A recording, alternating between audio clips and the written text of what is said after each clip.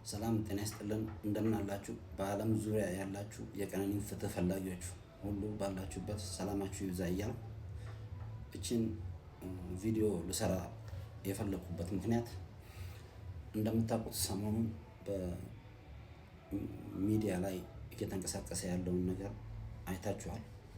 ብዙ ኮሜንቶች እየተሰጡበት ነው እና ለምሳሌ አንዱ አለም ከቤተሰብን አማክሬያለሁ እሷ እያመማት ስለ እሷ ጉዳይ ከቤተሰብ ጋር ተወያይቻለሁ፣ ስለዚህ መፍትሄ አልሰጡኝም ብሎ ሲናገር ሰምተናል። እኔ ከቤተሰቡ አንዱ አካል እኔ ነኝ፣ ለማ እባላለሁ እና ከኛ ጋራ በእሷ ህመም ዙሪያ ምንም አይነት የተማከረው የተወያየነው ጉዳይ የለም። ይሄ እንዲታወቅ እፈልጋለሁ። ሲቀጥል ደግሞ ማለት ነው ያ ብቻ አይደለም፣ እንኳን የሷ ህመም ወይም ደግሞ አሞታል ብሎ ሊያማከረን አይደለም። እንደምታውቁት ያለታ ያረፈች ቀን እኔን 6:20 ላይ ደውላልኝ በአንዱ አለም ስም ላይሰንስ አውጣና መኪና ማስገባት እንፈልጋለን ብላ 6:20 ያናገረችኝ በሰላም የተወያየን ልጅ ነች።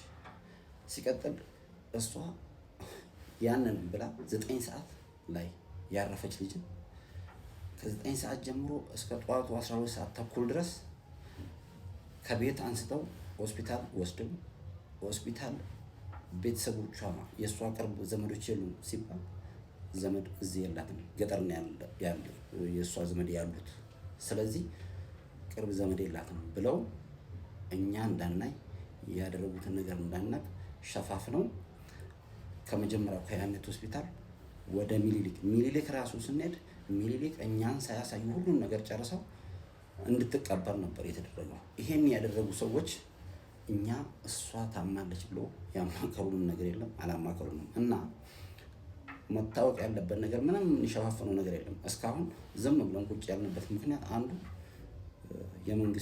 መንግስት በእጁ ይሄን ጉዳይ ይዞ መንግስት እየተከታተለው ስለሆነ መንግስት እጅ ያለ ጉዳይ ነው ብለን ነው። አሁን ግን እነግራቸዋለን ያለውን ነገር። እኔ አስከሬኗን ከፍቼ ነው ያየሁት። አስከሬኗ ላይ ምንም አይነት ስብራትም ሆነ ደምም ሆነ የተለያየ ጉዳት አልደረሰም። ከዛም ያክል ፎቅ ላይ የወደቀ ሰው ደግሞ ማለት ነው ይሰባበራል፣ ብዙ ነገር ይደርስበታል። ስለዚህ ማለት ነው አንዱ ቀነኒ እቤት ውስጥ ነው የሞተችው።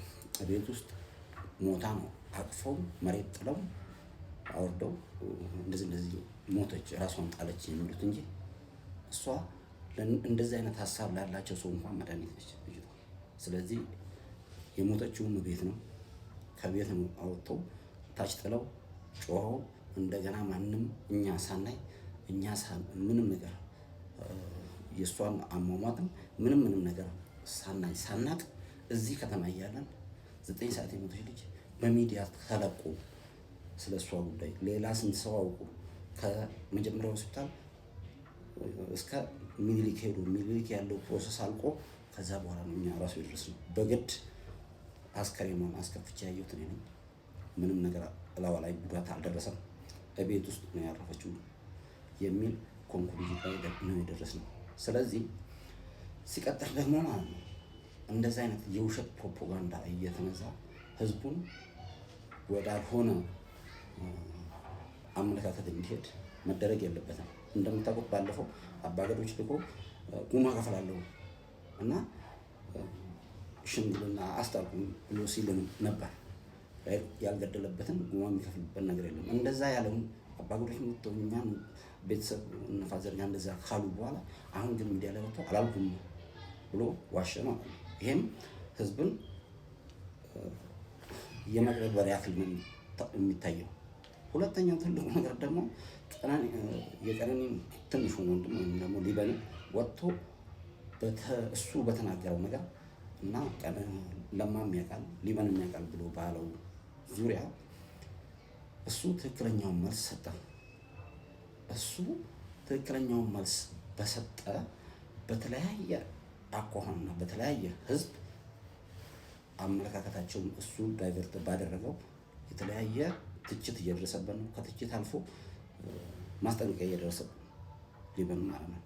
እዚህ ልጅ ላይ ምንም አይነት ጉዳት ቢደርስ ምንም አይነት ሌላ ነገር ቢደርስ ይሄን ያደረሰው ሌላ ሳይሆን የምናውቀው አንድ ሰው ነው። ስለዚህ በሌላ ሰውም ቢደርስ ይሄን ነገር የሚያደርገው እሱ ስለሆነ የኢትዮጵያ ሕዝብ በጠቅላላ በዓለም ላይ ያላችሁ ታውቁልን በቤተሰቡ ላይ ምንም አይነት ጉዳት ቢደርስ ከዛ ከአንድ ሰው ጭንቅላት ማንወጡ መሆኑን እንዲታወቅ እንፈልጋለን። ፍትህ ለቀነኒ። አሁንም ከጎናችን ስላላችሁ እናመሰግናለን። ይህን ለማለት ነው። አመሰግናለሁ።